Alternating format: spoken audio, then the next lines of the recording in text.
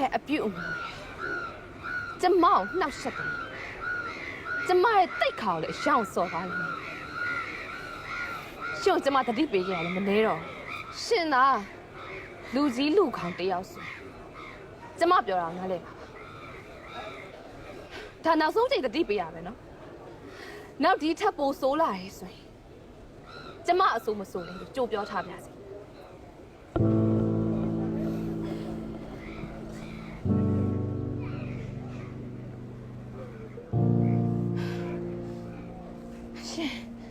ရှင်ဒီနေရာမှာမလို့တက်တာသွားရင်မပါ